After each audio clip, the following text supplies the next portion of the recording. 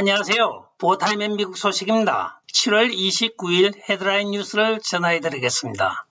보타임의 오늘의 첫 번째 소식을 전해드리겠습니다. 로니 잭슨 플로리다주 하원 의원이 약 50명의 공화당 의원과 연설을 하여 백악관에 조 바이든이 인지능력 테스트를 요구하는 공식 사안을 오늘 발송을 하였습니다.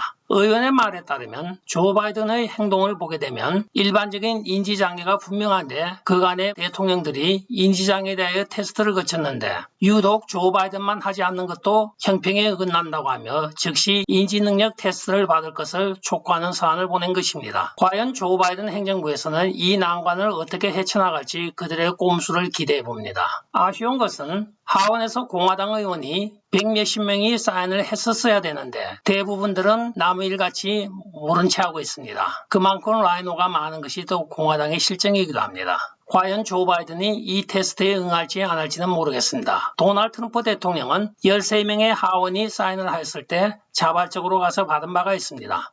다음 소식입니다. 미 국방부가 DARPA 프로젝트에 의하여 유전자 변형된 곤충을 야생에 풀어놓고 있는 것으로 나타나고 있습니다. 이 야생에 방면된 DNA 변종의 곤충은 살아날 확률이 25%에 이른다고 합니다.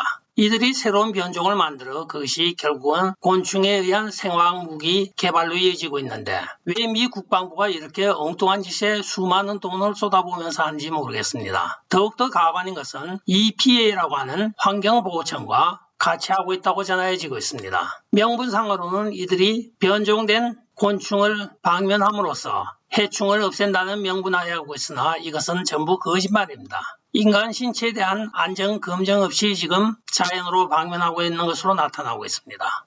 다음 소식입니다. 2, 4분기 GDP 수치를 보면 미국이 확실히 지금 불경기에 들어선 것으로 나타나고 있습니다. 1, 4분기에 GDP가 1.6% 마이너스 성장을 하였습니다. 대부분의 전문가들은 2, 4분기에는 0.5% 정도 반등할 것으로 예상하였으나 7월 27일 통계청이 밝힌 바에 의하면 2, 4분기에서도 0.9%가 빠져서 확실히 미국은 지금 불경기 국면에 경기 침체로 들어서고 있는 것으로 나타나고 있습니다. 조 바이든 백악관에서는 이 경기 침체에 대하여 테크니컬 리세션이라고 이상한 신조어를 만들어내고 있습니다. 불경기면 그냥 불경기지 또는 경기 침체면 경기 침체지 기술적인 경기 침체라는 이상한 신조어를 만들어내고 있는 것입니다. 다음 소식입니다. 6월 말로 미국의 주택 차압 건수가 2021년 대비 약 440%가 늘었다고 오늘 발표가 되고 있습니다. 7월달 차압 수치는 아직까지 발표가 되지 않고 있으나 많은 부동산 전문가들은 6월보다 수치가 더욱더 나빠질 것으로 전망하고 있습니다. 이는 최근에 천문학적인 인플레이션과 또한 금리 인상에 따른 것으로 보여지고 있으며 많은 주택 소유주들이 지금 주택을 쇼세일도 하지 못하고 그냥 차압을 당하고 있는 실정이라고 합니다. 부동산 전문 매개체에 따르면 매일매일 산더미 같이 쏟아지는 차압 부동산 때문에 은행에서도 전담부서가 지금 다 처리를 못하고 있다고 전해지고 있습니다. 1년 전에 비해서 440%도 천문학적인 숫자인데 7월은 더욱더 나빠졌다고 하니까 몇 프로가 발표가 될지 염려부터 앞서고 있습니다.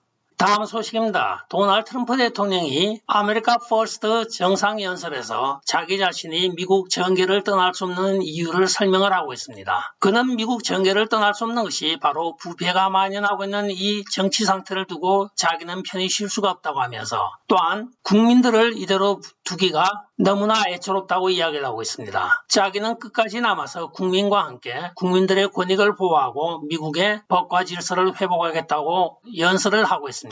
세계 억만장자가 무엇이 답답해서 정치를 하겠습니까? 그러나 보다 못해서 정치에 입문을 하였고 정치에 입문을 하다 보니까 너무나 부패하고 썩어있는 정치 현장을 보면서 워싱턴 늪에서 물을 빼겠다고 호언장담하였던 것입니다. 2010년 선거 이후에 근 2년 동안 도널드 트럼프 대통령이 끝까지 부러지는 것은 바로 부정선거 이슈입니다. 대부분 사람들은 잊혀지고 또 모른 척하고 넘어가지만 트럼프 대통령은 누구를 만나든 어떤 인터뷰라든 그 문제는 꼭 짚고 넘어가고 있습니다. 한다면 하는 도널드 트럼프 대통령에게 기대를 걸어봅니다. 다음 소식입니다. 웨스트버지니아주 민주당 상원 의원인 조 맨신이 척 슈머와 합의를 보았다고 오늘 발표가 되고 있습니다. 그 합의 내용은 바로 뉴 그린딜 예산안 7천억 달러를 승인한 것입니다. 그동안 반대해왔던 조 맨신이 무슨 마음이 들어서 이렇게 마음을 바꿨는지 모르나 많은 호사가들은 결국 민주당은 민주당이라고 이야기를 하고 있습니다. 민주당이 추진하고 있는 그린 뉴딜 정책은 바로 조 맨신이 관장하고 있는 버지니아주 탄광촌에 직격탄을 주게 됩니다. 다음 회기에 과연 조 맨신을 찍을지 많은 웨스트 버지니아 사람들의 분노가 지금 치솟고 있다고 오늘 전해지고 있습니다. 중도 민주당 의원인 시에나 의원은 아직까지 자기의 거취를 발표하지 않고 있습니다. 그러나 보통 시에나 의원은 조 맨신 의원과 항상 같이 행보를 하고 있는 특징이 있습니다. 따라서 라이노의 도움을 받아 이 법안은 일사천리로 진행될 것이며 결국은 미국 중산층의 붕괴를 가져오게 될 것입니다. 다음 소식입니다. 도널드 트럼프 대통령 부부가 리브 골프 파티에 참석한 것이 오늘 회자가 되고 있습니다. 리브 골프 협회는 바로 사우디 왕가가 후원을 하고 있는 2천만 불의 상금이 걸린 토너먼트이기도 합니다. 그게 CEO 겸 커미셔너는 바로 그렉 놀먼이 맡고 있습니다. 미국의 PGA에서는 리브에 참여하는 선수들을 비난한 적이 있습니다. 왜냐하면 9.11 테러 사건의 테러리스트 중에 85%가 사우디 왕가 출신이었기 때문입니다. 그러나 도널드 트럼프 대통령 입장에서는 빈 살만 왕세자와의 관계로 인하여 참석한 것으로 비춰지고 있습니다. 이 토너먼트에는 총 상금이 2천만 불이고 우승자에게는 400만 불의 상금이 수여되게 되어 있습니다. 다음 소식입니다. 오늘 뉴욕에서 전 민주당 대선 후보였던 앤드류 양이 새로운 신당을 창당한다고 오늘 발표를 하고 있습니다. 현재 이 창당에 가입하고 있는 사람들은 대부분 민초들로서 공화당에서 염증을 느껴서 탈퇴한 사람들, 민주당에서 탈퇴한 사람들을 모아서 새로운 정당인 포워드 파티라는 정당을 만들겠다고 오늘 발표를 하고 있습니다. 현재까지 십시일반으로 모은 자금이 약 500만 불이 있으며 지금도 가입하려고 하는 사람들이 줄을 서 있다고 이야기를 하고 있습니다. 그간의 미국은 공화, 민주, 독립당 이렇게가 보통 줄을 이루고 있었습니다. 그러나 이제 여기에 포워드 파티라고 하는 전진당이 하나 더 추가가 되게 되어 있습니다. 이들은 2023년도에 창당 전당대회를 할 것이라고 발표를 하였습니다. 미국도 이제 양당제에서 다당제로 가는 경향이 보이고 있습니다. 다음 소식입니다. LA 검사장 조지 게스콘이 지금 주민 소환을 앞두고 있습니다. 그런데 아직도 정치를 못 치르고 있는 사건이 오늘 또 하나 나오고 있습니다. 그는 최근에 대학생 2명을 살해한 범인에게 사형을 집행하지 말아달라고 법무부에 검사장 이름으로 청원을 보내고 있습니다. 일반적으로 범인에 벌을 주라고 하는 것이 보통 검사들이 하는 일인데 이 조지 게스콘은 법원이 판결하여 사형이 확정된 사형수에게 사형을 시키지 말아달라고 검사가 거꾸로 지금 일을 하고 있는 것입니다.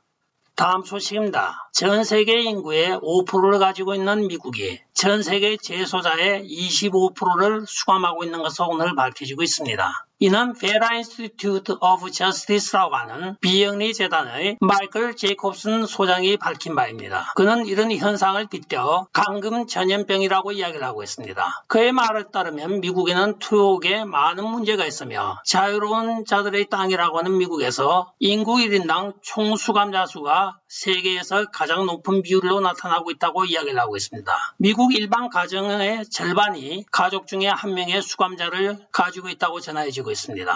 1년에 수감되는 사람은 약 1,000만 명으로 여기에 소모되는 금액만 1년에 168억이 소모된다고 이야기를 하고 있습니다. 미국의 현실을 보여주는 것 같아서 참 답답한 현상이기도 합니다. 이것은 범죄의 도시가 아니라 완전히 범죄의 국가가 되고 있습니다. 다음 소식입니다. 미국의 주민이 감소하는 탑 10개의 도시는 다음과 같습니다. 샌프란시스코, 로스앤젤레스, 뉴욕, 워싱턴 DC, 시애틀 워싱턴, 보스턴, 디트로이트, 덴버, 시카고, 미네아폴리스 등입니다. 이 10개 도시들은 최근에 레드핀 보고서에 의하면 주민의 상당수가 타주로 이사를 가고 있는 것으로 나타나고 있습니다. 이 주의 특징은 바로 민주당 시장이 재임하고 있는 도시들이기도 합니다. 한편 인구 유입이 많은 10개 도시를 꼽자고 하면 바로 마이애미, 템파, 피닉스, 세크라멘토, 라스베가스, 케이프 코럴, 샌디에고, 노스포트, 샌안토니오, 댈러스 이렇게 10개입니다. 이 10개 주는 바로 시장이 전부 공화당원입니다. 결국은 민주당 시장이 행정을 보고 있는 시에서 공화당 시장이 행정을 보고 있는 도시로 이적을 하고 있는 것입니다. 이는 첫째 치안 문제, 두 번째 교육 문제, 세 번째는 집값 문제라고 전해지고 있습니다. 다음 소식입니다. 2021년 1월 바이든은 취임하자마자 2035년까지 미국을 100% 깨끗한 전기로 전환한 차만 굴러다니게 하겠다고 약속을 하였습니다. 2030년까지 판매되는 모든 차량의 절반을 배출가스 제로인 차로 판매될 것이라고 호언장담하였습니다. 2035년까지 100% 청정에너지는 야심찬 목표입니다. 그러나 여기에 문제가 대두되고 있는 것이 오늘 연구 결과에 나타나고 있습니다. 지금 현존하고 있는 미국 전력망에 2배의 전력망이 필요하다고 발표가 되고 있습니다. 전력 공급은 둘째치고라도 전력을 공급할 전력망 자체가 지금 기존의 2배가 필요하다는 것이 발표가 되고 있는 것입니다. 이에 대해 전문가들은 시간제별로 충전 여유를 달리하여 이것을 해결하려고 하지만 2035년까지 100% 청정에너지만 사용하는 차량이 굴러다닌다고 가정했을 경우에는 미국의 전력 부족과 전력망 부족은 피할 수 없는 현실이라고 전문가들이 오늘 발표를 하고 있습니다. 과연 앞으로 14년 남짓한 사이에 지금 있는 전력망 인프라를 2배로 늘린다고 하는 것은 거의 불가능에 가까운 수치라고들 이야기를 하고 있는 것입니다.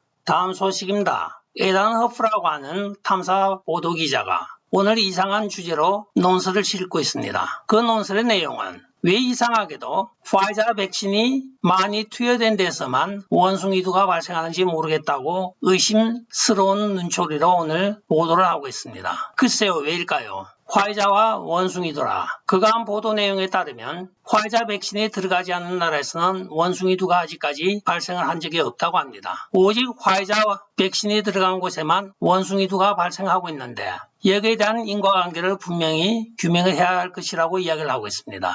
오늘의 마지막 소식을 전해드리겠습니다. 마크 주커버그의 페이스북이 창사 이후로 처음으로 매출 감소와 실적 부진이 보고되고 있습니다. 이는 2분기 연속 매출 감소가 예상된 것이며 메스터 오브 유니버스에 따르면 수익과 매출 감소로 인한 회사 수익이 감소하고 있는 것으로 나타나고 있습니다. 2분기 매출을 305억 달러로 잡았으나 260억 내지 285억 달러에 불과하여 불가분 페이스북이 적자를 기록하고 있다고 오늘 발표가 되고 있습니다. 이에 따라 페이스북의 주가는 목요일 장중 5.65% 하락하였습니다.